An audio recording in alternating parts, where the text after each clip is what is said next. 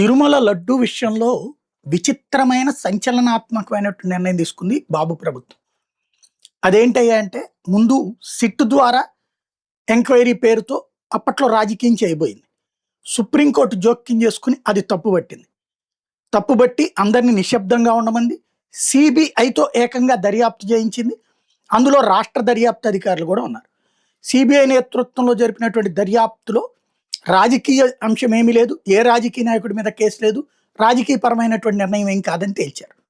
Same time అధికారులకు సంబంధించిన తప్పు ఉందని తేల్చారు, అందులో జంతు కొవ్వు లేదని తేల్చారు. అయితే అది కాస్త ఇప్పుడు ప్రభుత్వాన్ని డిఫెన్స్లో పడేసింది. దాన్ని కవర్ చేయడం, దాన్ని వైసీపీ ఎప్పుడైతే రైట్ చేస్తుందో దాన్ని కవర్ చేయడం కోసం అని చెప్పేసి దాడులు ప్రతి దాడులు సంస్కృతికి వెళ్ళింది. అది అయిపోయింది.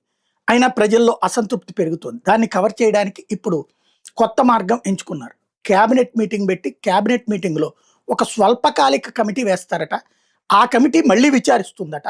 వాళ్ళు ఎవరిని వదిలిపెట్టారంట, కేసులు పెడతారట. సిబిఐ దర్యాప్తు తర్వాత నువ్వు మధ్యలో ఉల్టా పల్టా కేసులు పెట్టడం ఏంటి, ఇంకొకటి పెట్టడం ఏంటి, ఇంకో విచారణ కమిటీ వేయడం ఏంటి? సిబిఐఏ తేల్చాక, సుప్రీంకోర్టు ఆదేశాలతో తేల్చాక ఇప్పుడు రాష్ట్ర ప్రభుత్వం పెట్టడం ఏంటి అంటే గబక్కనే ఓ 10 మందిని ఎవరన్నా వైసీపీ వాళ్ళని అరెస్ట్ చేసేసి దాంట్లో చూపించాలన్నటువంటి ప్రయత్నమా? ఇదొక కొత్త ఆట. దేవుడితో ఆడుతున్నారా, లడ్డూతో ఆడుతున్నారా? లడ్డూకి సంబంధించినటువంటి దాంట్లో జంతు కొవ్వు లేదని చెప్పినా కూడా ఉంది ఉంది ఉంది అని వాదించడం ఒకవైపు, రెండో వైపున ఎవరో ఒకళ్ళ మీద రాజకీయంగా కేసు పెట్టాలనుకోవడం. ఇది ఎక్కడ విచిత్రమైనటువంటి అంశం అర్థం కావట్లేదు.